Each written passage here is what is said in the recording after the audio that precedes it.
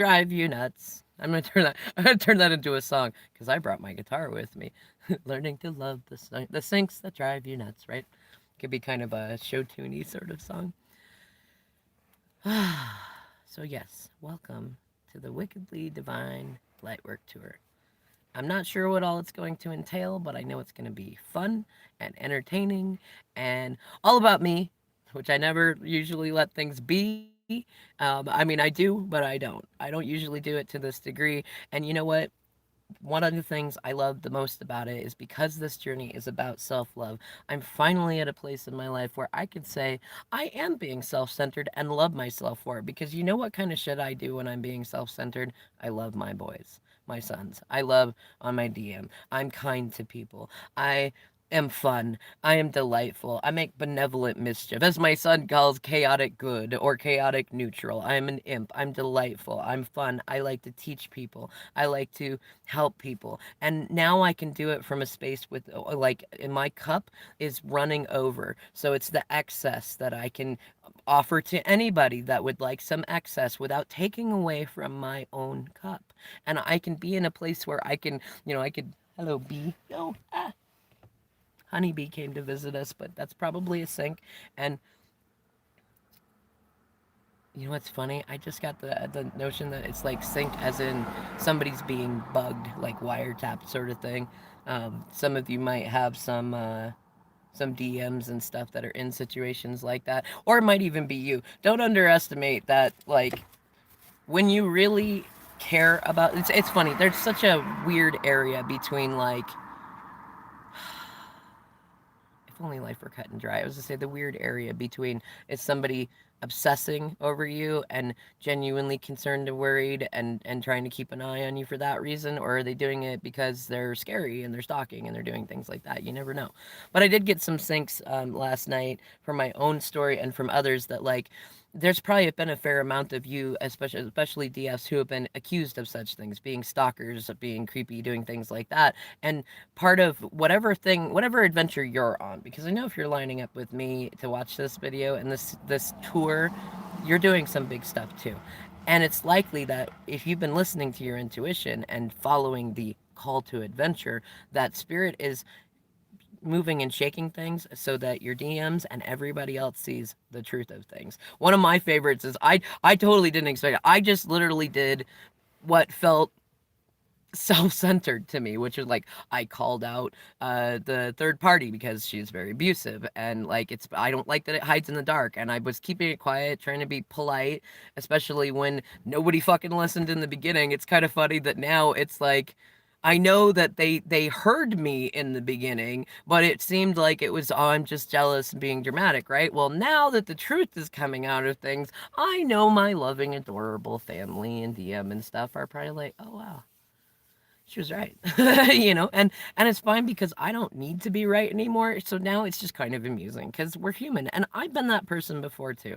I've been that person who did not somebody warned me, somebody told me not to do something, and I didn't listen because I had my own like, oh, they're just jaded or this and that kind of thing. I had my own ego in there and I didn't, and then things happened just the way that they said it probably would if I went that way, and that I was mad at them, right? So we all, it's kind of the, for the Lion King sync, it's the circle of life, right?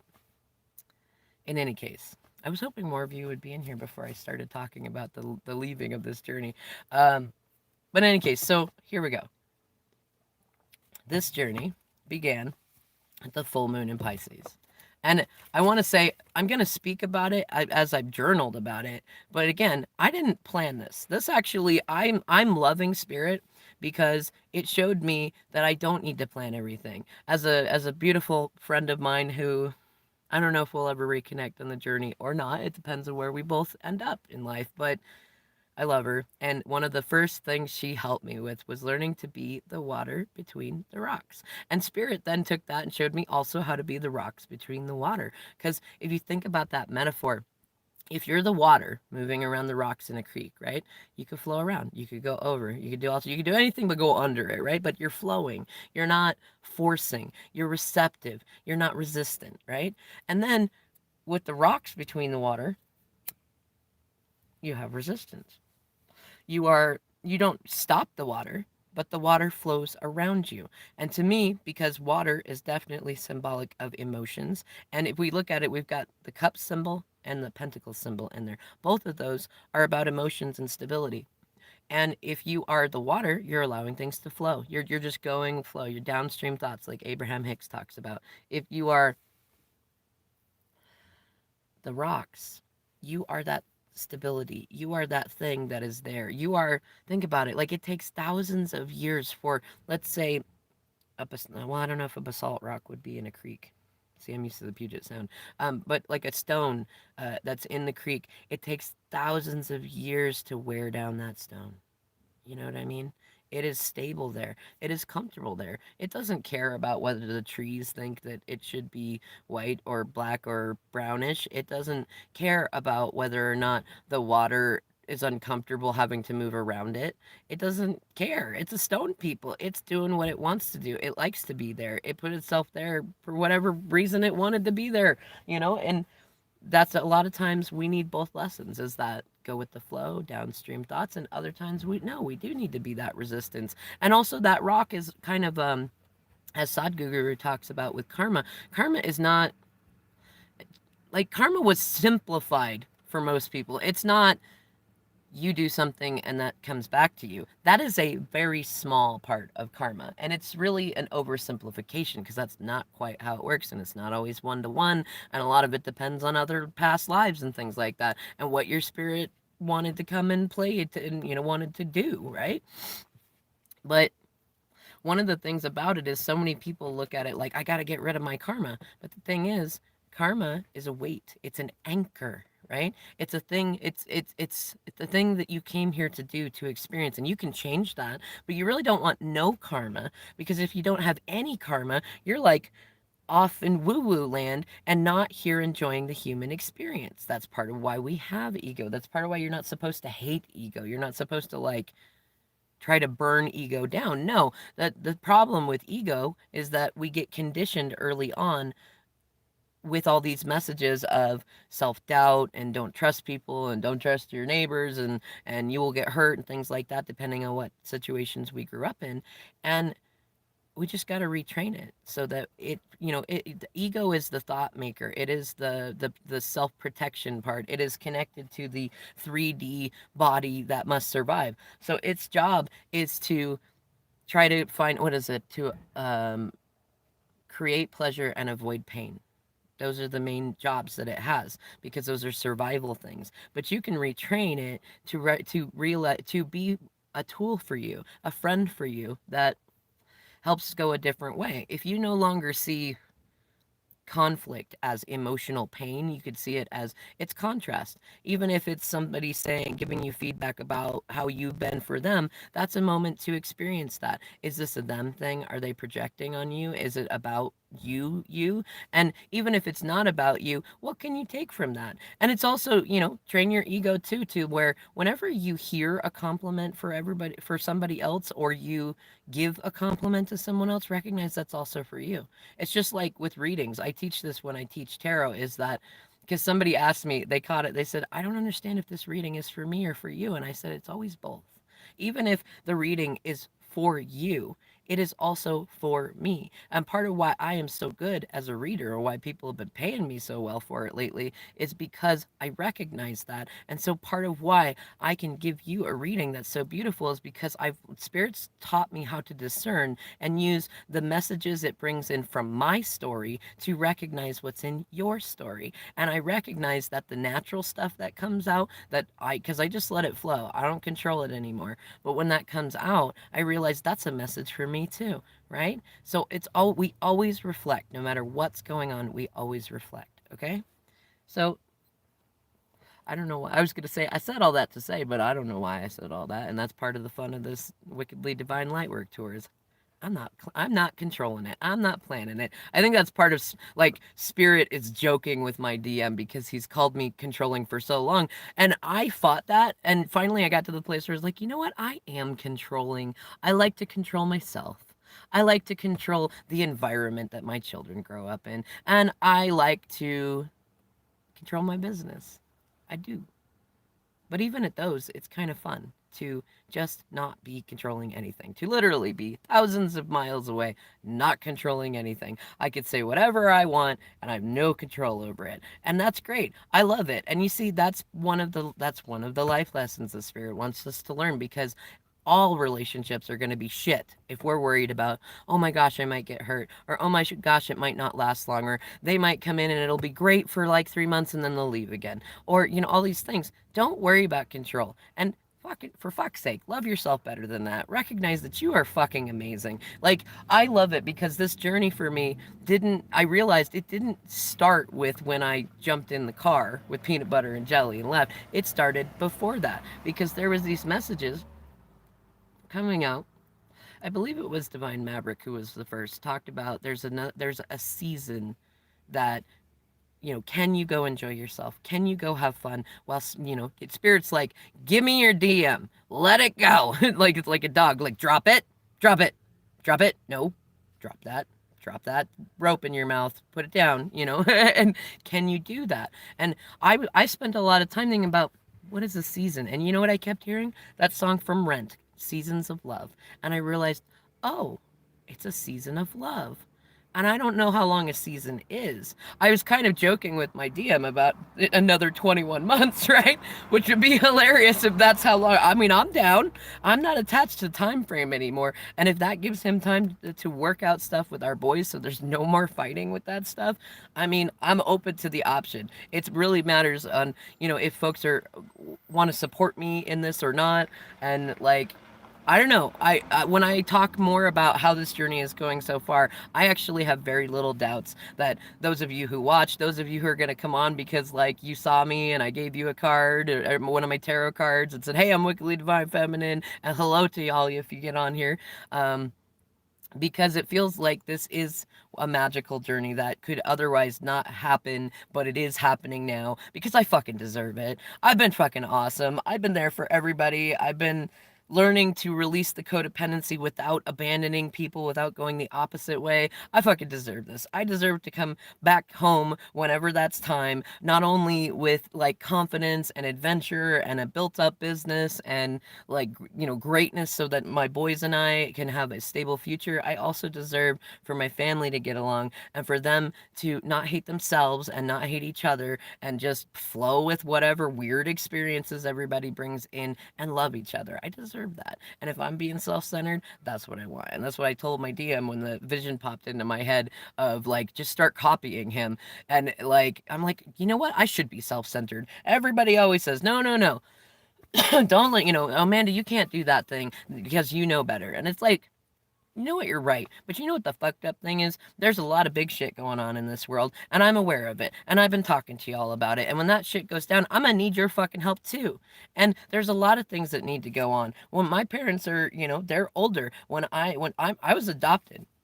I don't have other family. Like, in fact, I stood up to what little family that I thought that I might have. I couldn't rely on them to help me, but I thought that they were at least allies. And they attacked my mom when my aunt died and blamed her for it. It was a heart attack, and my aunt chose to let it go rather than take a surgery that would only maybe be 10% chance of being successful. My mom's family blamed her for that, and I fucking went to town on them because that's fucked up in so many fucking ways. I love my mom. She's not perfect either. I'm not perfect, but that's fucked up. And she's definitely the codependent, Enneagram type 2 caretaker type. Like, excuse me? No. But here's the thing. I don't have other family that's going to be there for me and my boys, and the family that we do have, I love them and I have faith in them to come around and get it. Like, they're doing it right now. Spirit literally told me part of this journey is to get me out of the way because they need to work on some stuff. And I didn't even realize, like, I was so drained from all the stuff going on and all the people talking about things and trying to like, somebody's trying to twist the story this way or that way. A lot of it's well-meaning, some of it's not. I didn't even realize how many different stories that were being propped up based on me being that central gravity point, that now that I'm not there, I'm not being pulled into all that stuff right now. And that feels amazing. I didn't even realize how heavy that energy was. Like there's a lot of things that people do in 3D, but a lot of people don't recognize what we do in 5D that we often don't even notice. Okay, so this journey started when Maverick started talking about there's a season. Go enjoy yourself. Let spirit have the DM. You work on you and recognize that you get them and other things that you want. So what do you want? What do you want to work on, right? And when that happened, I was already in a place of feeling like it was time to release what I'd been doing, like my kind of pseudo relationship with a friend to help heal anxious attachment and stuff. I recognized she was in that place and we were also going on divergent roads.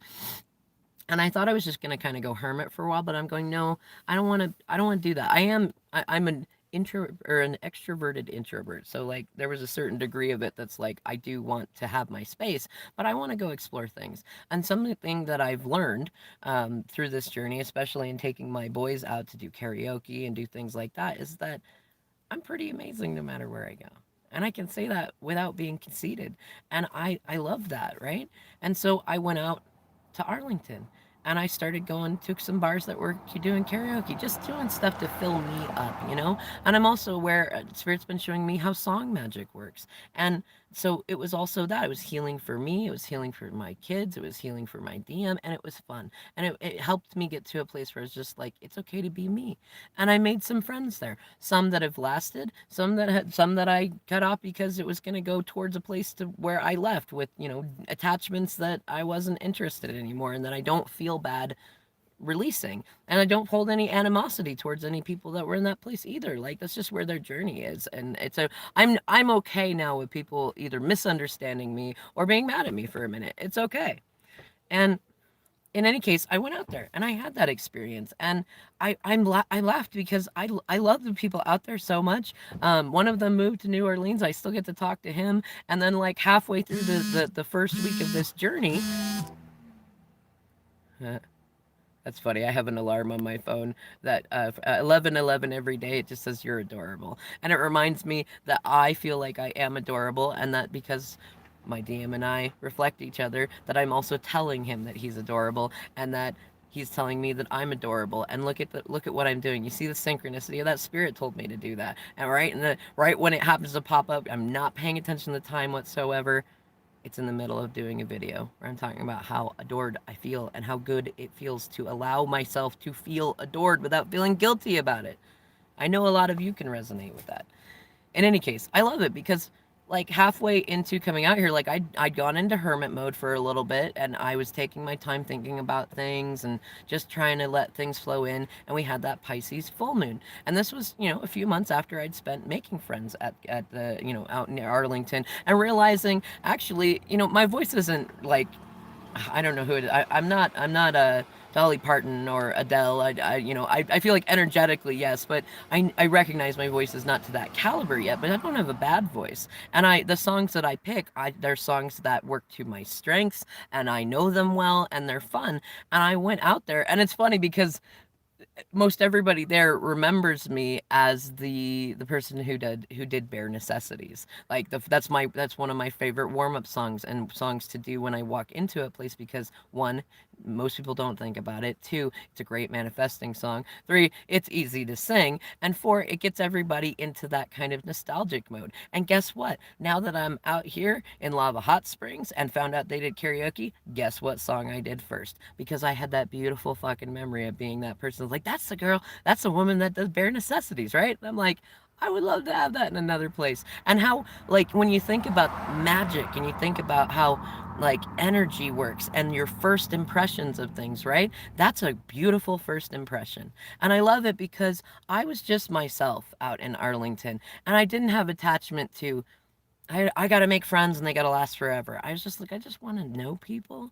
I want to connect with those who want to connect in the moment and just allow that to be. And they showed me that they felt that I'm amazing. And I love that. I have so much love for them. I would come back and hug every one of them when I get back because they also have been helping me on this journey, helping me. Like they had, some of them traveled over to where I was years ago and have friends in different states and stuff that have been helping me out. I have to do another episode about some folks that I not to get too. I'm never gonna share like confidential details of people, but just as in characters in the story of this that have helped me out, and then on top of that, typically I don't ask a lot of people for help with things. I've been in that whole the same thing that everybody else does. You got to do it yourself and only ever ask for help if you're in a panic, which is where I got to when Spirit said go. But see, there's so much going on. I've been meaning to do these videos so that they're not so much information. My spirit horse is coming out and buffalo is coming out in these moments. It's just intensity, right? So when the full moon in Pisces came, I was studying it astrologically and observing what other readers were coming up with that resonated, and I realized this full moon was about releasing emotional repression and self-deception, and this Mercury retrograde was also about part of that. And in the past, I would have been super afraid to have said yes, please, thank you, please, and thank you, Spirit, for allowing me to release unhealthy emotional repression and self-deception, because there is a certain amount of it that's healthy, and you got to be careful what you ask for. But I was nervous when I said, okay, Spirit, I ask for this and also simultaneously accept the quest that you're throwing at me, that I don't know what it's going to be. I don't know where this is going to go, but I feel like I have enough faith that even if I share a bunch of truths with people that, like, for a while it makes things weird, that I have enough self love and self confidence to recognize that I'm pretty freaking amazing, and that it's going to be good. Like, not all negative experiences lead to negative outcomes, and not all negative outcomes are intended to stay as a negative outcome. We often avoid being authentic with people because we're afraid that if we are, they'll never talk to us again, and then we're afraid that we're going to be alone. We got to get away from that, right? In any case, of course, as per usual, when you set an intention like that, things happen pretty quickly usually, especially if you've been doing your shadow work, so you could become lighter, so you could be light work, right? And it flooded in. And I actually thought, I kid you not, I thought that saying that would just mean I was just gonna cry a lot and I was gonna maybe say a lot of things, but that actually it'd probably be my DM who would be saying a lot of stuff, because I already went through a whole lot of that over the past 21 months. And what it showed me is that actually, no, as much as healed as I have been, as much as I've done good work, I still had a number of resentments and things that I was sitting on. They weren't to the level that they were in the beginning, but they were still there. I still wanted to speak them. And when I told my DM, like, like, I want to go be selfish. It's your turn to take on all the messes and manage all the people and keep everybody happy, including my family, since I was there for your family. And, like, it's your turn. It's your turn. I want to be selfish now. Like, and I'm gonna copy you because I don't understand why it is that you're doing the stuff that you're doing. And then you've got somebody on the other side who's hurting everybody along, because she needs to feel important, the most important, which shows that that's your reflection, that you need to feel the most important. And that's annoying me because it also means that I'm reflecting and that I've got some sort of wound about needing to feel important. And, like, I realized as I let these things flow out, and amazingly, it's funny, he agreed to it in the beginning, and I didn't fully plan on, like going and doing this, but it was funny because he even asked me. I think that he was in a place where he was ready to level up. That's what Spirit was kind of saying. And, like, he asked me, like, would I go, there's a spiritual place that I know of in Oregon, would I just go there? And I was like, no, that's not, like, I mean, I might visit, but I'm not looking for a destination. I'm not looking to run away. If I'm being self-centered, I want to have adventure, and I want to get to say the things that are on my heart, the delightful stuff and the ego stuff. And I want to just trust that y'all can work it out, because part of the reason that I have not been able to build something really, really big is because I spend so much time worrying about, can you guys handle stuff on your own? Can you guys help? What's going on? How many times are you going to blame me and give me all the credit for all the stuff that you're doing, and then I have to sit with that, not just in 3D but energetically? Like, I wanted to be able to feel like I could trust the people around me. And I realized as I was speaking that and telling him, like, no, I probably would go travel around. I would do what I've talked about for years, that I could go DoorDash and I could go do spiritual things and I could build something. I don't even know what it would be. I just know that it's going to be great. And the funny thing is that, like, the look on his face and the energy on his face, he literally said, he goes, it's not quite revenge, is it? And I'm laughing in my head because I'm going, no, it's karma, but it's not karma as in I'm taking revenge on you. It's more like spirits in there. But I said, no, it's not revenge. And I said, I know what it is. And he goes, what is that? I said, I'm not going to tell you. He goes, you know what? It'll probably be a 4 a.m. word. I'm going to like it, remember it for, I'm going to think of it at 4 a.m. I said, yes, you probably are. But I said, it's not revenge because I'm genuinely like, I'm mad at you, and that's part of my self-centeredness, but I'm not mad at you the way that I was like in the beginning. But you know what? I want my turn to be mad at you because you've spent all these 21 months telling me, which I know it's bullshit, but you've been telling me that you are not doing stuff for yourself, you're not doing stuff with your kids, and you're being a jerk to me because of me. You're saying that it's me, that I'm being self-centered, that I'm doing that stuff, and it's you're saying that because you're mad at me. Because I told him in a text, I said, you're just mad that I told you to take your messes away from my beautiful manifestations. Like, and because that's really the truth. That's where he's been at this whole time. Mad that he got caught, mad that I told him to go grow up, mad that he got himself into a mess. And you know what? I used to be mad about it too. Now I find it fucking adorable. But you know what? I deserve my moment to express myself. And it's much easier to express that mad stuff when you're not really mad about it anymore, right? And but the funny thing is, in getting into that, I just let spirit lead me. I talked with my boys, I talked with my family, and I let the emotions flow. I haven't been dishonest with a single fucking person. It's crazy because it is in many ways copying my DM because he often doesn't think things through. But the difference is, Spirit has showed me how to have faith. So I'm not changing my mind and doing different things based on fear. Yes, I'm upset that everybody's made me the middle person, has called me stalker, and then been the ones that have been using me as the go-between to talk to everybody and do all this stuff. I'm not upset about it in like a oh, it's so funny. I was thinking about it. Like, I was upset about it. I cried about it. A lot of tears came out. Like, and I said a lot of things, and I put people together that were using me as a middle person. Like, y'all work this out, please. I don't care who started it. Just work it out, And would somebody go let my mom do a lasagna night? Like, she just, she cares a lot too. I know she's not perfect, but she fucking matters too. And it would be nice to know that if I am off on a grand adventure helping people and doing stuff for me, that she won't be left out just because I'm not there thinking about her. That would be fucking nice, you know? Especially because that is the stuff that I give. And I don't typically ask for that. I don't usually. Like, reciprocity was a trigger for me for a long time. So I went the other way and just went, I'm just going to give because I'm a giver. And I'm going to find a way to learn to be able to fill my own cup and not give what I don't have to give, if that makes sense. And I did. I did find that. In any case, when the actual road trip of this journey began, it was very interesting to think, I did just tell my DM this. And I even had accidentally recorded it because on a memo, because I was a voice memo, because I was talking to Spirit, to myself, and stuff like that, and thinking about things before he came over. And as I've gone in this journey, I'm laughing, going, it is literally what I like in my witticism and snark because I was expressing that it was so frustrating that oh you don't do stuff with the kids because you think that I don't want you to do that with them. And I said, who got into your head about that? And he said, nobody, because that's his favorite thing. Oh, sorry, somebody got into my head or my third party's head, and so it was okay that we talked shit about you. It was okay that we spread rumors about you because somebody got into our head. So I said, who got into your head about that? Nobody. And I said, well, where's your evidence that I didn't want you to be with the kids or them to be with you?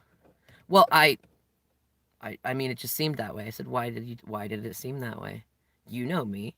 I'm not gonna, I'm not playing this whole, somebody talked you into thinking I was different. 20 years, my love. Like, you know me. So who got into your head if that's your excuse?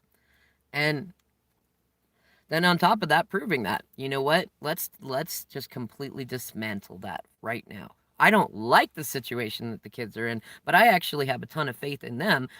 Witticism, yeah, yeah, high priestess, yeah. And it's like, you know what?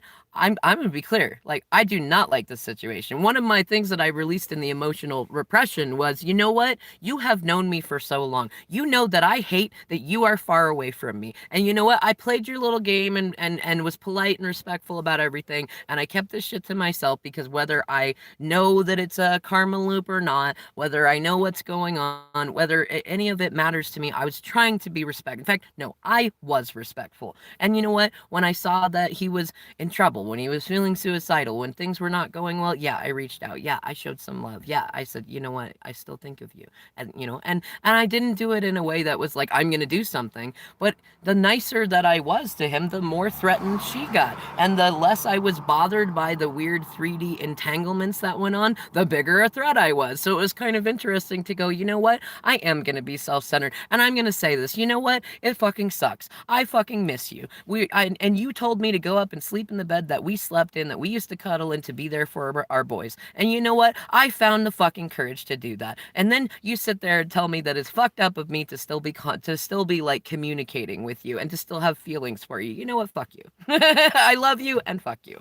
You know? And like, just to let myself feel in my emotions and recognize that it actually makes me more amazing that I can do that, because that's what a lot of people around home have a problem with: emotional repression. Either we think we're going to hurt someone if we tell them the truth, or that they'll abandon us and we won't have any support, or we might not say it with the perfect words.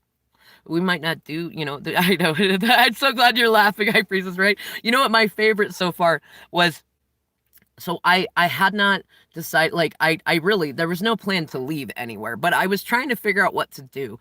And like, everybody's saying, no, ice him out, leave him in it. Clearly this is the message that everybody was giving me. He clearly wants you to rescue him. He's clearly trying not to let you go, because either, for one, he doesn't really want to be where he is. And these are people that have known him longer than I've fucking known him. And it was like, he clearly wants you to rescue him. And to me, it's like, you know what? I get that. And I've done it, though. I've done it to the best of my ability, the way that they've said, for these past 21 months, right? And I realized, though, you know what? It's pretty egoic if I sit there and go, well, he wants me to rescue him, so I'm not going to do it. What the fuck? If he's clearly communicating, even though it's not rescue me, if he's clearly giving all these signs, and like 9 out of 10 people around are all confirming that that's what it is, who the fuck am I to sit here and go, it's fucked up to not rescue him, right? But I'm not going to do. I'm not, it's funny because I'm not going to rescue, but I am also. It's like, the rescue is, you need responsibility that's actually yours. You need our kids. You need to have people to think about beyond you, because that's what you encouraged me to do, and that's what helped me get to right where I fucking am right now. And also, our boys need time with him, and he needs to be able to have me out of the way to see I'm genuinely not controlling things. Yes, I have my opinions. One of my favorite, High Priestess, you'll love this. So the night before I went to leave, I was like going, what's the shit that I tried to do in the beginning when he left that didn't work? One of them was setting a standard of respect. And that's something that Spirit was flowing into me, helping me learn how to heal my expectation that people will disrespect me. Because I got to a place first where it's like, I'm unbothered by people disrespecting me. I'm not triggered by it. But why the fuck don't I deserve to actually manifest being respected? And I liked that. Not as a, oh my gosh, I need this or I'll feel bad, but that's an interesting thing to do. That's a cool, and as a Capricorn, I like respect. I try to give people as much respect as I can, but we also have misunderstandings about what respect means. Oftentimes, we treat it like respect is you allow people to be shitty to you because they did a good thing for you a couple of times, or you want people to be good to you even if you're shitty to them. That's not necessarily respect. That's more kind of, it's not all healthy, but it's more of a rapport thing. It's not respect, though. But I was in a place where I was like, you know what? I love myself enough that, yeah, I do want respect. If I'm being self-centered, yes, I want respect from everybody. And it doesn't have to be you kiss my ass and you bow down to me. I just want respect. I want people to see me for who I am. Not necessarily all the ways I see myself, because they can't do that, but to see me as more as Spirit sees me, to see me as the person that I've been for them. So if I'm being self-centered, yeah, I want that. And so I started with, like, my youngest had said that they were possibly going to come over later because he's been moving in there and he forgot some stuff. Neither one of them told me when they're coming over or anything. And like, I'm sitting here in my head going, I could have dates, I could be doing things. And I did try to set the standard in the beginning. And my DM, being as adorably immature as he was, said, you know, oh, I can't do that. That's not going to work for me. And I got to work this and that. And I used to let him do that. Like, oh, yeah, it's important that you work. And I don't want you to be stressed out. And you get all over the place when you're stressed out. So I allowed that to happen.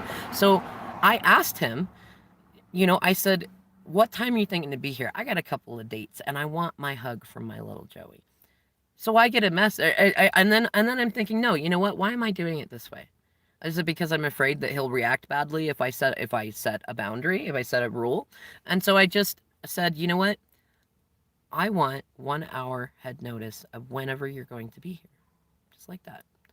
And instead, I get a message that says, we're going to head over there in about, or we're leaving here, my work, in about 15 minutes. And I said, so you're only going to do 30 minutes. Are we still going to play the disrespect game? Like, really? Haven't we had enough of that? Like, I just blew things up in my emotional repression. You could definitely say I was disrespectful. I even told him at one point when he asked my mom what I was doing, I said, I'm being intentionally disrespectful. Like, here's screenshots of all the times that you were that way with me. Remember, I'm copying you. You know, like, this is my turn to freaking do it, right? And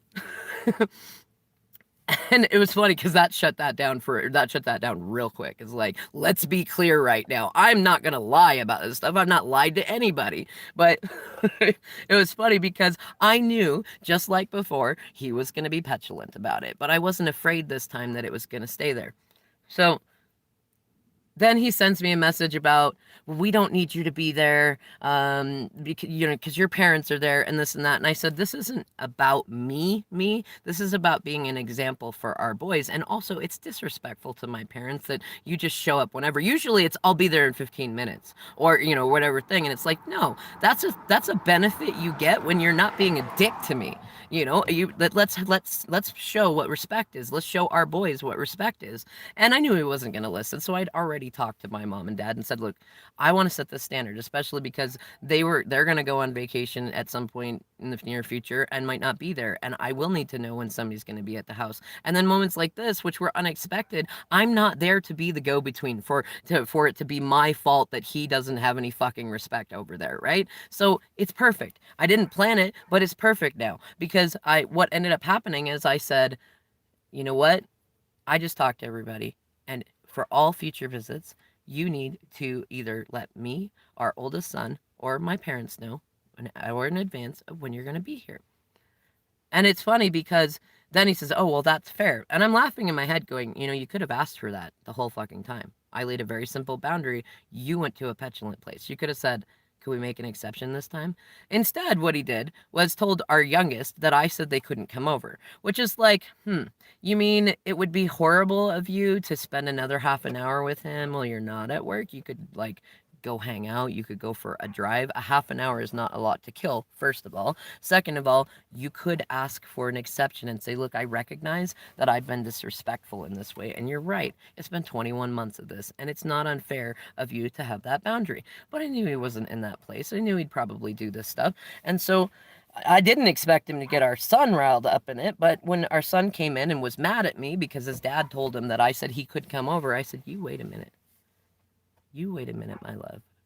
Look at me. I am your mom. Do you think I would ever say, you can't come back here or you can't come here? And he goes, well, no. And I said, okay, so don't forget me while you're off on your adventure with your dad. I said, and I already told you in the beginning, I'm mad at your dad and he's been disrespectful. I said, you tell me, if I told you I wanted you to let me know ahead of time when you were going to be here and you were already on your way, what would you do? This is my 10-year-old. And he said, well, I'd ask you if I could have an exception this time. I said, that's right. And I love you. That's exactly the thing that you do because you never know what's going on. And I said, and if I said no and there wasn't somebody here, what could you do? And yeah, no, I think, yeah, High Priestess, yeah, I think he wanted me to get to this point too. That's the funny thing. That's what everybody else was saying. But with my son, though, I said, what would you do, if I did say you have to wait? And he goes, well, I don't know. I probably want to go for a drive or something. I said, yeah, see? And I said, look, I love your dad. I'm not mad at him for being this way, but this is part of what we've been talking about. He does this with you. He does this with your brother. He does it with me. And I want you to know you can always call me. If your dad is telling you that I'm doing something that seems really, really mean for no reason or anything, call me. Call me. Call me from his phone. Call me from your phone. I pay for your phone. Call me, that I will give you the truth. I said, Joey, do you think I'm going to lie to you? Have I lied to you at all? And he said, no. And I said, okay. And I said, remember, the Spirit's saying we're going on different adventures. I don't know what's going to happen. I can't control things with you over there. You wanted to experience this. And I said, I don't know what I'm going to do either. And because I didn't have this thing in my mind. And then after talking to people, that it was a lot more of that whole let it fall down and things like that. I realized I can't fucking do that. I can't just sit back and know that it's going to go down. And then this is what you'll like, High Priestess, is when they, part of the reason that my youngest was so riled up is because my DM, his dad, told him not to dilly dally. And there was just something about that. I was mad because it wasn't like his dad was, I want to go work on my dreams and my guitar and playing guitar, and I want to have fun with you when we get home. I want to enjoy things. No, you know what it was? He wanted him to hurry up so that his fucking third party didn't get upset.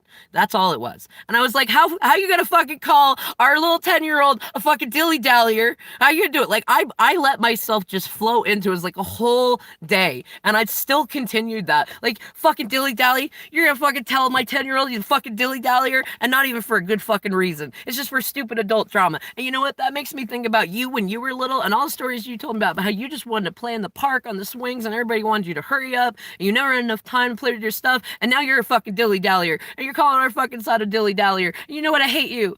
I hate you and your stupid dilly-dally nonsense. Like, I literally went off for a whole fucking day. And that's what made me realize, even with the best of intentions, I would not be able to sit there and, like, let this stuff happen. I couldn't. Spirit was like, you gotta go. You gotta go. And I'm just laughing at myself, though, going, in the past, if I would, like, when I'm not being self-centered, I would not have said anything about it, because it really, I mean, it's not stupid, but it is stupid. But I'm also going, you know what? I'm being like my DM, and he makes a big deal out of stupid little things all the time. Hi, Claire. And so I was just, damn, dilly-dally. And you know what really fucking sucks is I fucking miss you. I miss having you in my bed. You know me. You've known me for 20 years. You know that I hate having you in beds far away from me. And I know you're like this. And I'm not saying it. You fucking be the way that you want. But you know what? I played your stupid game. I even pretended to do stuff with other people so that your person wouldn't think anything about it, and then you showed me that it hurt you. So then I stopped doing that, and I found this weird fucking middle place to be, and I've been working on my own shit without abandoning you, because I know that's your fucking fear, and I see everybody else icing you out, because y'all fucking grew up in that shit to where when somebody doesn't do what you want, you fucking ice them out, and this isn't nice. And I even put something in there, and like, you know what the real fucking problem is? I'm just that fucking lovable, and your person just knows that if they didn't keep you busy, like, 24/7, that you would run to me, because you've done it multiple times before. That's not my fault, And on top of that, it's not my fault that you don't know how to make all your wives feel secure. Also not my fault, It's not fair for you to be mean to me and blame me for all this fucking shit when I am just lovable, okay? I've not made any moves. It's only been in times when I knew that you were feeling really fucking low and I was worried about you feeling suicidal that I even showed you how I still really felt. And you know what? It worked to help you get up and out of that. So I don't fucking regret it. And to me, that was not disrespectful, because if you weren't in a shitty situation, you wouldn't be fucking feeling that way. That's disrespectful to you and to our kids and to shit like that. But you know what? It was like great to just say it, and even right now, not be worried about it. You know what? I've been honest with everybody. I've been flowing in my feelings. Yeah, I'm being self-centered right now, but I don't think that's always a bad thing. And it depends on what you do. Look at what I do when I'm being self-centered. It ain't that fucking bad. You know what I mean? And I know that overall, whatever weird fucking feelings are going on right now, it's going good. You know what? My adopted mom just told me yesterday that she's going to go to, there's a church nearby, and they have a craft night. This is something that Spirit had me start with her, let me check my battery thing. A few weeks, or well, about a month ago, because I know she's depressed. She's got a bit of dementia. She's had, she's been in and out of the hospital. We lost her sister that lived with us and things like that. And I tried to get her to go. We went to Bible study, which is hilarious because she's almost borderline atheist. She's like agnostic, but she doesn't like organized religion. I'm very pagan.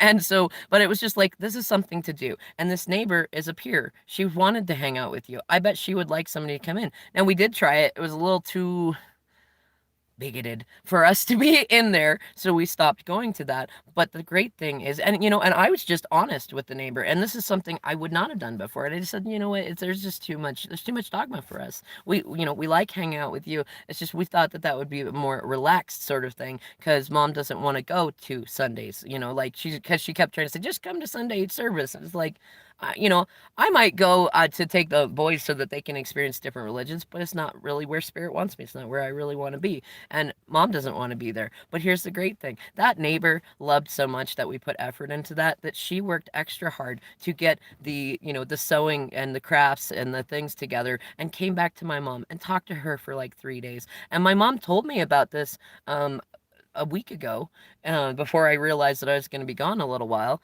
And she was talking about wanting me to go with her, because typically she doesn't go do things unless I go do it with her. And she just told me yesterday she's gonna go by herself tonight. She's gonna go.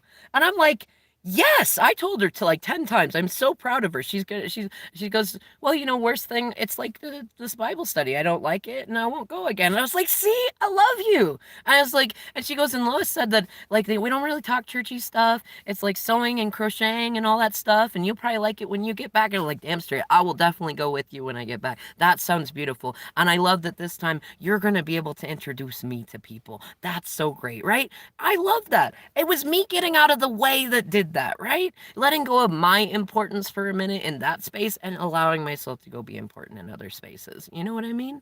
And my oldest, who often I originally was just gonna go out of town for a couple of days because I knew that the damn dilly dally thing was gonna drive me nuts. There was gonna be all sorts of guilt tripping on my 10-year-old, and he doesn't know better, and I know he's gonna get emotional and somewhat get in trouble, but I know it's a good thing and that it's good, and I'm just like, oh, I want to protect my little baby. Tell his dad and damn dilly dallyer. I feel like I'm gonna be going off about the dilly dally for like years. Damn dilly dallyer. You adults are all dilly dalliers. How are you gonna be dilly dalliers and then tell my son not to dilly dally?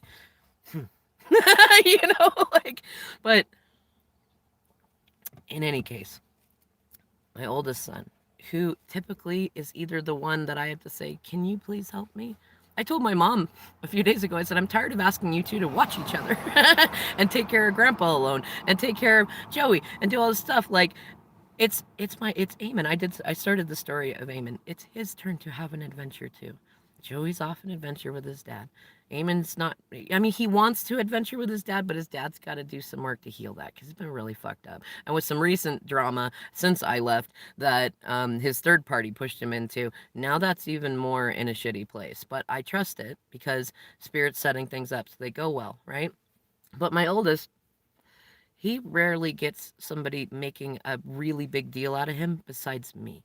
And Spirit has helped me reach out to some of his friends. And I know that some family, a chosen family, have been seeing what's going on. And they're reaching out to him. And Spirit's encouraging him to go on his own adventure. And he's been writing a novel for years that is all about adventure. And I even told him, he's so great. And before we were talking, when my plan was just a short plan, just go stay a day or two and up north and just try to ignore everything going on, going, oh, you're gonna turn my son, you're giving him a dilly dally complex, I don't like this. That was my plan. But he wanted to go with a friend to the mall, and I said, look, I want you to go.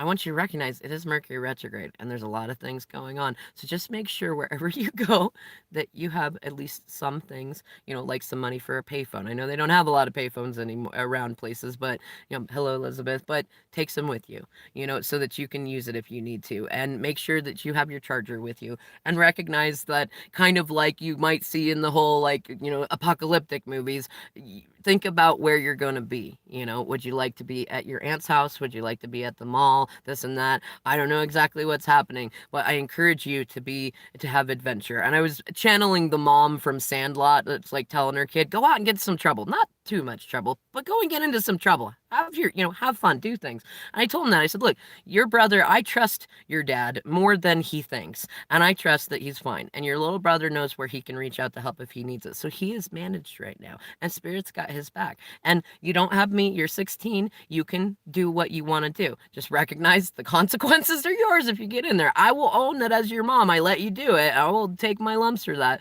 But recognize you're old enough that this is life experience stuff. Go have fun. And so far, it's been working out in these interesting little ways. And Grandma and Grandpa get to spoil him. He was their first grandchild. They haven't really been able to do that a lot. He said, would you take him out? Would someone take Eamon on some adventure? Like, show him that it's not just me who advocates for him. Show him that it's not just me that cares about him. Would you take my damn Eamon on an adventure? I even said that to one of his friends who watches these videos, and I love you. Like, it's really, really great. It's like, someone take my Eamon on an adventure. He's such a sweetheart. He's my Pisces Aquarius. He's a little autistic and a lot of ADHD. He's fucking delightful, and he could use some adventure and some support, And this is me being self-centered. Right? This is what makes me laugh about it. We even get scared about, well, what if we do something selfish? What are you qualifying as selfish? What are you qualifying as self-centered? Right?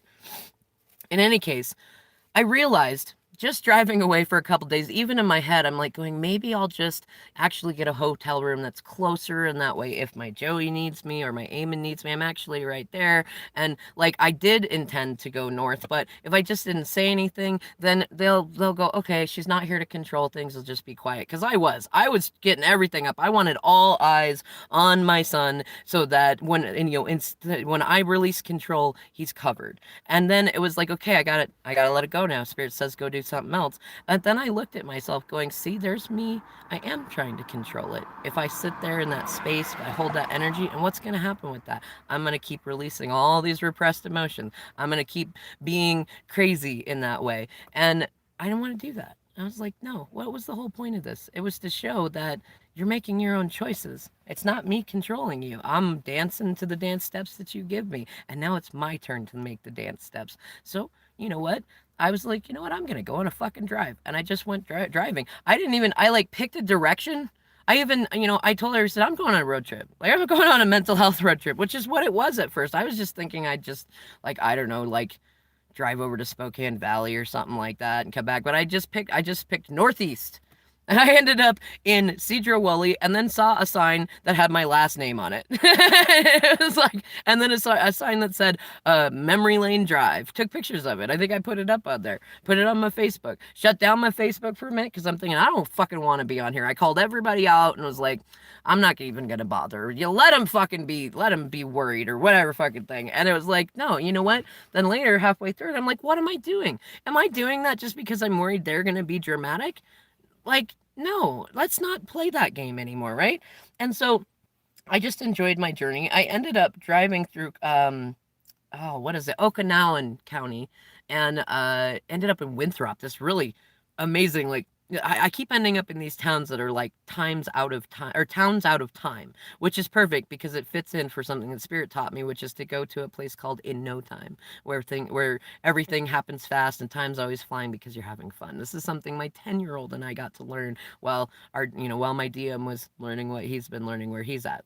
And thank you. I love feeling more upbeat. It's amazing the amount of energy that just being far enough away that I realized that either I was carrying because I thought I had to, or that other people were using me to prop up little things. I was like the center hub in the wheel spoke in the wagon wheel and didn't even realize it, right? And so in any case, I ended up in Winthrop, and I was going to stay there, but they're quite spendy. Towns in Washington, it's just, we have one of the highest costs of living anywhere. So, and even traveling in, and it really wasn't horrible prices, but I also knew that, like, I mean, money at the beginning was limited. Spirit was trying, it was talking me into, no, just trust us, just trust us. When you worry about money is when it's going to go away. When you're not worried about it, it'll flow in. Ask for it, ask for help, ask for support, ask for donations, $5, $50, $500, whatever people can give, and trust that they will. Trust that you are amazing enough that they will. And I've been getting that place, and people have. I've been getting, I it's fucking great, right? But I just said, you know what?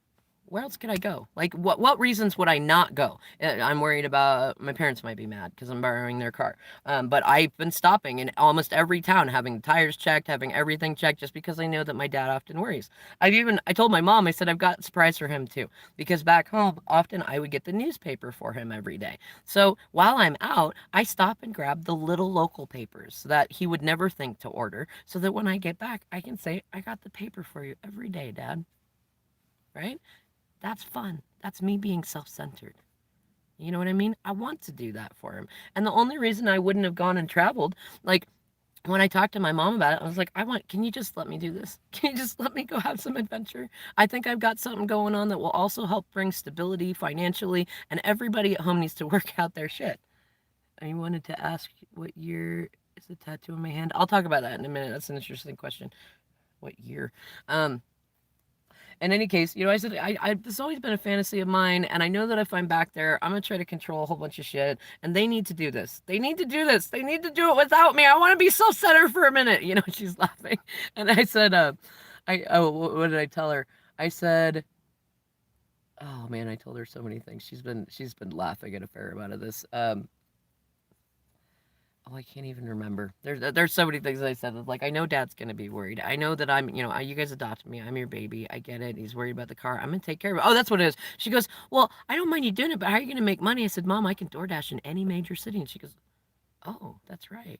And I said, yeah, and I've already looked it up. I could DoorDash through Idaho, Montana, Utah, California, Arizona, anywhere I want to go. I can DoorDash. They're in all the major cities now, and I've been noticing even in cities that aren't major cities, right?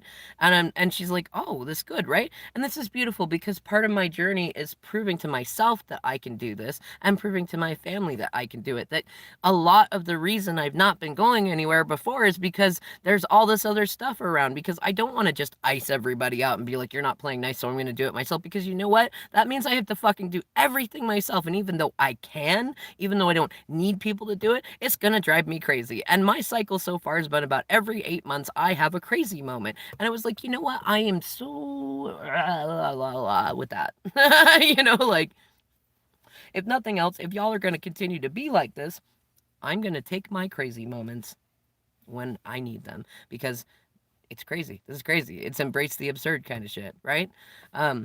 But what's great is, like, I thought for a minute, any other time that I would, if I'd planned a trip, like, my dad would always laugh about, like, I always bring, like, 3 to 5 can openers when we go camping, because we're going to be on the mountains. And if, you got a bunch of canned food so that the smell isn't out and you don't do this, you're going to be really pissy if you can't find it. And guess what? Every time we could not find, like, 3 of them. But because I brought so many and put them in strategic places, we were always able to get our cans open without too much hassle, right? So he saw the value in that. And he does his own things like that, too.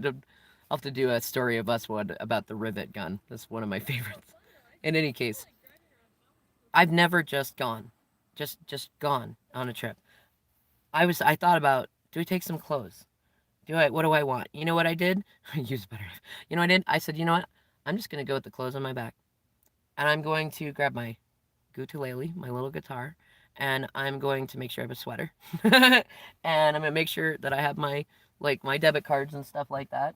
And I grabbed some peanut butter and jelly and some sandwiches, which isn't my favorite thing, but it's cheap and easy. I knew that, if I have to, I could go off that for a little while, right? And then I just left. I was like, I originally, like I said, I was just thinking to go north and just, like, take baths in a hotel room, just, like, sit there and not worry, or try not to worry about things. But then I was like, the damn dilly dally. See, it had to be the dilly dally thing. And I think it was you, High Priestess, that said, like, he wanted to push me to this point of disrespect. People that know him said the same thing. And I'm sitting here going, you know what? Then why don't I give it to him? Like she wants me to be the bad guy. He wants me to rescue him by being the bad guy. And I no longer am concerned about where that's going to go in the end. And I don't normally play this. This is like a once in a lifetime opportunity that Mercury is providing. You know what? How about I fucking do it? But you know what? Rescue is not going to be Miss Wickedly Divine Feminine coming in and causing all sorts of shit. No, it's going to be me speaking my truth and then letting you clean it up because that's how you rescue yourself. It's not waiting for someone else to come in and get you. It's saying, you know what? I am more important than being in this bullshit. And I have children that I fucking love and want to be a good example to. And I don't want them to be in this environment any more than I want to be in this environment. That's a fucking rescue, right? And also, yeah, you know what? You want me to be that person that's claiming you and saying all the things that you know I'm really feeling? How about I just fucking say them? Because clearly the person you're with is going to think that I'm doing that anyways. And she's not wrong that I feel that way, but it always makes me laugh that it's like, honey, I'm the one that told him to go, And yes, I had my moments of thinking, like, is this a mistake? Because I had codependency to work on. But the truth is, I was not wrong in saying you need to go take your messes away from my beautiful manifestations for a while until you get back to beautiful manifestations too. I was not wrong about that. And I got to a place months ago to where it was like, I knew I wasn't wrong then. It was just scary because all the codependent stuff in there. And now I'm at that place going, honey, I'm the one that told him to go. And I have held a boundary of not when he's all emotional with me and sharing stuff with me, I don't make him a bad guy, but I don't turn it away. And I actually even started doing that. Let's have a smoke, right? I even started doing that, like saying, look, you can't keep talking to me about this. It makes me squishy. Like it makes me feel squishy. I don't like that I still have to share you. I don't like that you're in a bed far away. We've had these discussions, like you know me. And you know what? Yeah, a few times you got me and I thought you were riding back in, but I realized after the first one that you need this. You brought in people from your past. You got sibling stuff going on. You got exes stuff going on. You got children stuff going on. It's not the time for us right now. I'm just trying to keep you from dying. Like, can you just recognize I'm your friend? I'm the mother of your children. And you know what? I'm the greatest love of your life. You fucking know it. That's why you keep connecting with me. And it's so clear. That's why everybody keeps telling me you want me to do this. And I even in the middle of the tirade was like, the hardest part about saying all this shit is that I know you love the honesty. Because he's always loved in the past when I've had moments where I've gone off on other people. Because I don't typically just say shit to be mean. I speak the truth and they just feel that it's mean because it's the truth. And even the stuff that I laid out this time, I actually let myself go to a place of like, if I just said it the way I said it. And and like he and she had this thing because she has like she's got a tight grip on his phone. Everybody knows about it, and he sits there going like, "Oh, but I love it," and like talking about all this stuff trying to make it seem like, what is it, that there's nothing wrong and that he never reads my messages anyways because I just text too much anyways, which no, I was not texting too much. I was saying, hey DM, I know that you're not in a great situation. I'm not going to talk about it a bunch, but I'm not going anywhere. Especially because our boys need you. I'm not going to go anywhere. I know what's going on. I'm not going to sit here and play the call out game. I just want you to know that I'm here, right? That's all I was doing. And it was funny to take it to the opposite place. To be like, you know what? It's great that you never read my messages because I text too much anyways, because now I can confess the things that I was holding on to. Not that were bad things, but things that I didn't tell you because you get emotionally reacted because you've not worked on being emotionally secure. And you know what? If we're done, I want you to know all this shit. Right? And you have no feelings anyways, right? The man has no feelings. I must go clean my toolbox because I have no feelings. Like, that's how we act sometimes. And I always tell him that the man has no feelings, and then it's like, you know what? I'm just going to let myself do it. I'm going to let myself let all that shit out. I'm going to be the person they both want me to be. Because why the fuck not? Wickedly Divine Feminine loves being mature. Wickedly Divine Feminine loves letting things flow. But you know what? Let's just be the person they want me to be for a minute. And as I've been on this journey, I've had friends that, they're spiritual teachers for me, and they have been for a long time. And I was like, I don't even fully understand it. Like, I could do everything right, and people they still say I'm the bad guy. Like, I don't get it. And I'm over the point to where I'm mad at them about it. Like, it's kind of adorable, but it's like I don't understand. I don't understand it. That's like I told my DM when I threw out this idea. I genuinely want to understand why you're doing this shit. The funny thing is, Spirit's been lining me up with people that are like they're not him, but their stories are similar, and it's literally showing me how he made the decisions that he made.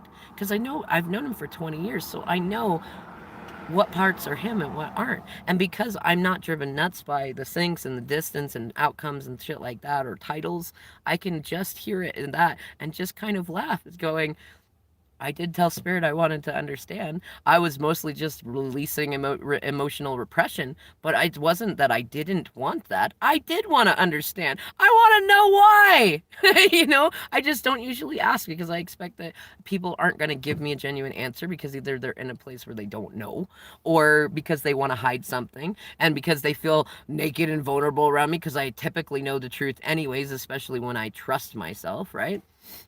And I just said, you know what? Fuck it.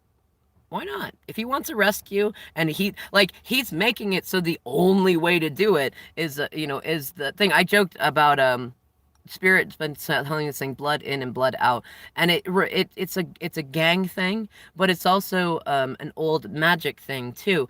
And it was like the funny thing is, like, he could have rescued himself in so many different ways. His family could have come in and helped. There's so many different ways. But for whatever reason, either Spirit made it so this was the only way to do it, or he did it in his karma loops, made it so this was the only way to do it, and kept giving me all the signs and sinks and all the stuff, and just enough so that he could have plausible deniability. But everybody who knows him, everybody, even my family doesn't know him as well as I do, all going, really seems like he wants you to rescue him. And I'm like, I know, right? I don't know why it has to be the dramatic way, but you know what? Life's too short to be sitting there trying to never, ever, ever, ever, ever be a dramatic person. Never, ever, ever have a self-centered moment. And you know what? I thought, I could turn this into a silver lining because my boys are going to have moments in their lives where they're going to want to be self-centered. And I'd rather show how it's okay to make mistakes. It's okay to take an adventure when you need to. It's okay to let people work things out sometimes. It's okay to do it. That brings me back to what I realized I didn't finish with my oldest son. So it's funny. The day when I was just gonna go, I was just gonna go out of town for a couple of days. He had said he was wanting to go to the mall. Now 2 days later, I realized this adventure was gonna be longer. I was like, I'm gonna be away at least a couple of weeks. And he messages me, and he goes, "So I wanted to tell you, Mom, that I went to the mall and I finally got my first cracks in my phone because I got him a new phone months ago because he went years and years with a crappy old phone because I couldn't afford it. And my DM and I, his dad and I, were just constantly going back and forth because his DM or my DM had money to be able to do this stuff, but he managed it horribly. And because all the other women in his life, he says, have been controlling with his money, me just saying, hey, can we work nice with money? Can we try to do it? Like, we don't have to do joint accounts. I know you have triggers there, but can we be more responsible and adult? That wouldn't happen. So my kids have gone, I like it because they're humbled though, because they know that they don't need to have big 3D stuff. But my oldest deserved to have a new phone. I got him a new phone. And it was funny because he's been so good with it and it's not cracked. And we just were talking about Mercury retrograde. And then right after I leave and he goes out with a friend, he cracks it. And he says, I know normally you'd probably be upset or worried, but I just thought you would laugh so much right now to know that it happened right now in this moment. And I did. I sent him a text that said, I love you with like 20 laughing emojis and heart emojis because yes, like, how funny is that? Like, mom leaves, he gets permission to go have adventure. Little brother's mostly taken care of. All eyes are on him. We're good. Grandma and grandpa need to reconnect anyways. And then, bam. And I was just telling him, think about what you might do if you are without communication at any point in time because of Mercury retrograde. And there it is, right? And that's just, I love those moments. I love things like that. And I'm going to come back on later. It's over an hour and I'm getting messages from the place where I'm at. They want me to learn, they want me to help with the restaurants out here a little bit. And I don't know in which ways Spirit's going to have me do that because it's not really about the actual thing, but I'm excited because I think I get to learn how to make pizza, and my kids will fucking love that because I've worked every kind of fast food and a fair amount of restaurants. I've cooked so many different things. One of the things I've never done is made pizza dough, not from scratch and stuff like that. And I love that I'm gonna get to be able to bring it back. I even told my DM, I said, "Do you think I'll get to have a moment where I get to throw it up in the air and get it stuck in the ceiling or something?" Like, I have no idea what this is gonna be. Like, even coming into this town, I had asked them, what's fun? They said, well, to the left is the antisocial locals, and then to the right, it's fun, but watch out for bar fights. And I'm all like, oh, I've never seen a real bar fight. Is this one that I might have to duck and cover for? And they kind of looked at me and laughed and said, yeah, probably. And I said, that's great because I'm a writer and it would be hilarious to be able to write about that. And I don't really want a bar fight, but it's fun, right? And then I could tell my boys, I was in Idaho in the West and I got to see a real Western bar fight because in Washington, we're quite soft in terms of things like that. Like a bar fight, even between two manly men, is much more likely to just be screaming and shouting. Like, which I don't mind that. It's just kind of funny to think of the contrast of it, right? But it's an adventure. It's fun. And along the way, it's funny to see the things that happen. Like the first place that I stayed at, there was a girl that loved fairies, and I had a little fairy oracle deck, just little woodland creatures. I don't use it much. I wasn't even sure why I got it. I liked it, but when I was there, I knew what it was for. And I asked her if she would like it because she let me sleep in her bed. And her little black cat that reminded me of my little midnight, he came and stayed with me and cuddled with me, and it made me feel good. I cried about it in happy tears. And I was like, this is fucking awesome. And they were also pagan, and I fucking loved that too. And she loved it, and I got to have a great connection with her. I'm not going to share the conversation, but it was great. It was with a teenager who's my kid's age, and realized that I made a really beautiful impression. I told her she can get my number from her dad if she ever wants to talk to me about cards or anything else. I'm around, right? And that's beautiful. And then as I was driving, I went through a drive-through to grab some food, and I thought last minute, I want to see if the drive-through girl, would like one of these. And I asked her, I said, hey, I want to get you in trouble if it's a big deal, but if you'd like it, I'd like to give you it's oracle card. They're kind of like tarot cards. And she goes, you would? And I said, yes, I would. And I said, it's for you to keep. Whatever it means for you is for you. She goes, this is great. And she goes, who are you? And that's when I laughed and I said, I'm wickedly divine feminine. You find me on YouTube. I'd love to get a comment from you if you'd like, but otherwise, that's just for you. She goes, you're kind of amazing, right? And I was like, I kind of am. And I said, have a great day. And I drove off, right? Little things, right? And there's been little people that I've talked to in the places that I've gone. The spirit says, go into that weird store. And I go in there and I have an interesting conversation with someone, and it helps them in some way, and it gives me information about what's going on back home. And then I get confirmations from it, from my family or from my DM. It's fucking fun. It's beautiful. And it's amazing. And I love that I get to, even, in being self centered, that I get to go out and be myself and know that that makes a difference. And the people that I made friends with at home have all reached out. They're like, are you not, what is it? Are you coming back? Are you going to come back and see us? I'm like, oh yeah, when I get back, I'll give you totally big hugs. It'll be great. But I don't know how long this is going on. It's like a spiritual journey / midlife crisis / I'm just tired of everybody's shit at home. Like, I love them all. The spirit says, get out of the way. We got it. And they're like, oh, no, that's cool. Can we help you on your journey? I know some people here. I know some people there, right? And then I was like, why am I hiding this? This is great. And that's when I laughed because Spirit said it's the Wickedly Divine Lightwork Tour. And I laughed because for a long time, to help me soothe with my DM being out, I told myself he was on tour. Because one of the things that often he got bound up about is he has a dream to be a musician. But he was worried he could not be a musician with any woman because in his mind, all women were the same and all women are going to get dramatic if he's not there, that it'll be cheating and weirdness. I always told him, no, like, if you're following your dream, go for it. And I know who you are, Mr. Slutty Slut. Like, I'm well aware of that. Don't think that it's anything you're gonna have to worry about. I want you to pursue your dreams, and if that's what you're doing, I will happily take care of things at home while I work on my dreams. I'm not putting my dreams aside, but I will do it. But he didn't trust me, he didn't trust himself, and he didn't trust that not everybody's the same. And it made me laugh because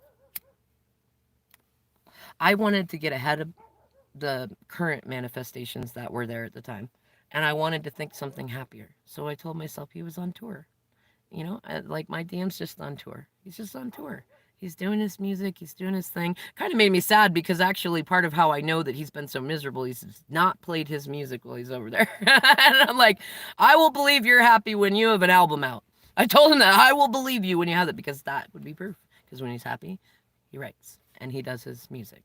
And now I'm laughing because as I as I mentioned to my oldest son, I said, part of the challenge is we have a little bit of time where your dad's going to be emotional because he had the opportunity to do something very similar to what I'm doing, to go on tour, to go be a rock star, to be a musician. And you know what he did instead? He went back to his old karma loops, which isn't a bad thing. But knowing him, this is part of his lesson, is looking at what I'm doing. When I'm being self-centered, I'm going out and having fun. And people are supporting me in it. Spirit is supporting me in it. And I am able full well to make sure that my kids are managed, even when I am not right there. And not in a controlling way, in a I'm your fucking mom, I love you, it's my job to protect you kind of way. That kind of way. And unlike when he left, I'm still in contact with them. I remind them, life is crazy. Adults, we can be crazy. You have lots of options. None of the stuff that any of us might do, even me being awful in some spaces, none of it is your fault, your guys' fault, and it's not going to last forever. Have faith in everybody, including the people that, I didn't say it like this, but like including the people that have hurt them and stuff. Have faith. I'm not saying accept disrespect, but have faith, because us adults are like this because we're having trouble finding faith in ourselves, and I've I've gone around making, like, I got some chalk so I could do some more of it. I've been making like signs that are like love finds a way, and like music lyrics that spirit brings to me and stuff, and I've been like leaving them places. I'm gonna do another one here before I go, and I send that to all three of them, and I say I've been using Divine Mavericks that goes, I love you and there's nothing any of y'all can do about it. There's nothing that anybody, any 3D circumstance can do to change that. And I know that my DM is in a place of going, damn, I really could have done this better when I left. I could have been more mature. I could have connected with the kids more. I could have been clear with them that none of this is their fault. I could have done all this stuff. And I know that's going to bring up for him things that his dad could have done.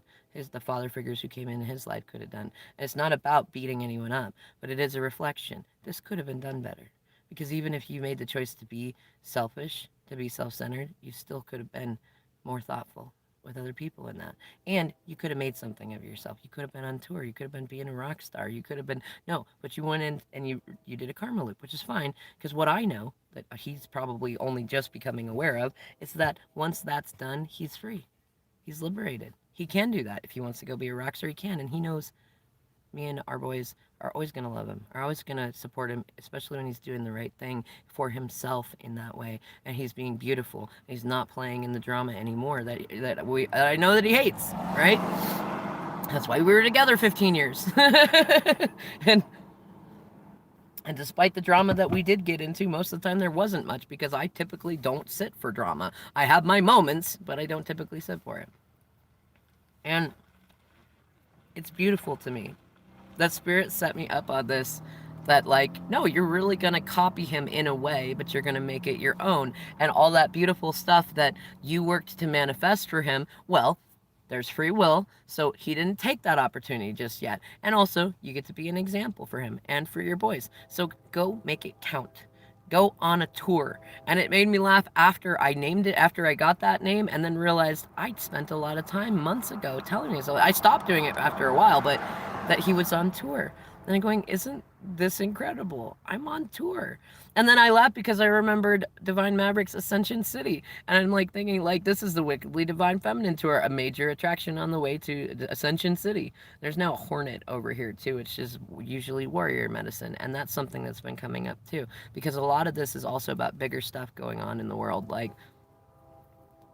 I don't know how much I want to talk about it or not, but clearly those of y'all who've been watching my channel know that I know things about the time grid and spiral cycles and things like that. And there is big stuff that's going to be shifting and coming because people have been wanting difference in the world. And there's transitionary periods that are going to be weird. And we need to be activated. We need to be awakened. We need to be aware of what's going on. And whatever Spirit's having me do right now is a part of that.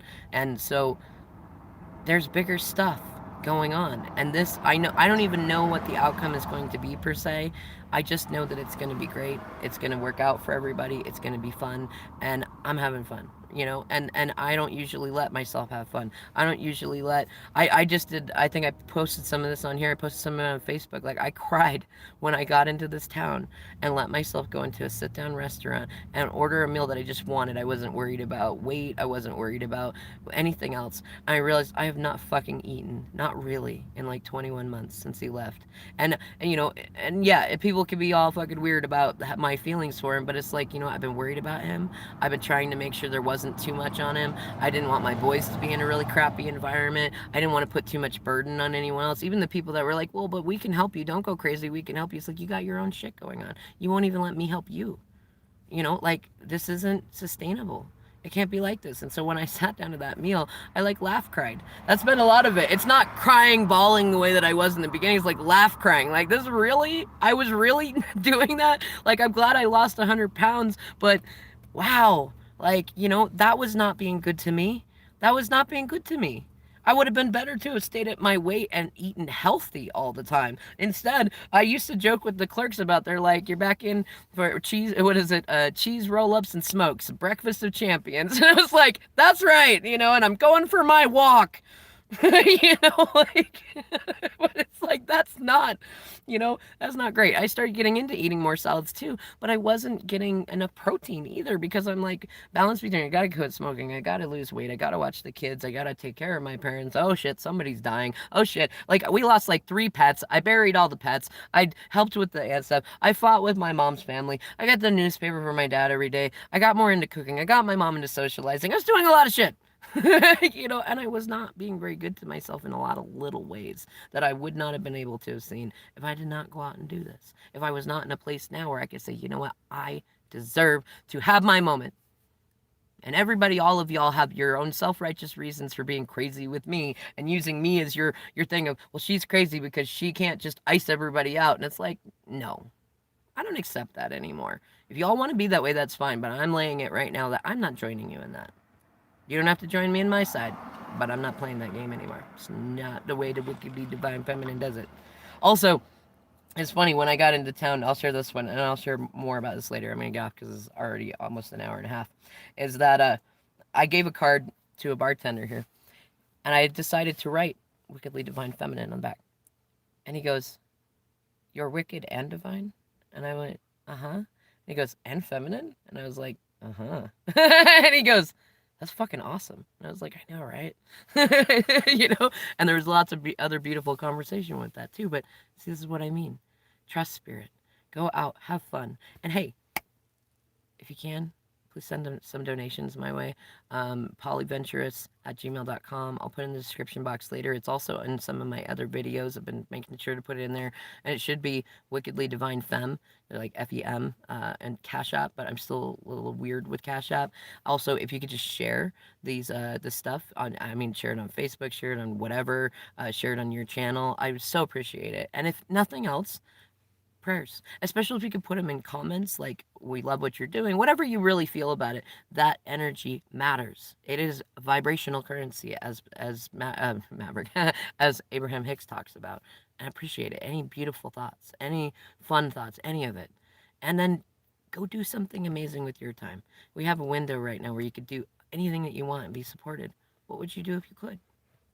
And if you want to, reach out to me. You know, what is it, 206 486 4625 is my Google voice line. wickedlydivine@gmail.com is my email. Reach out to me. You want to do something amazing? If you want to see if I can come visit you, like, you know, whatever thing you want to do it. Do it. Do it. All right. I'll come back on and do some more of this later. Until then, I love you all. Mwah.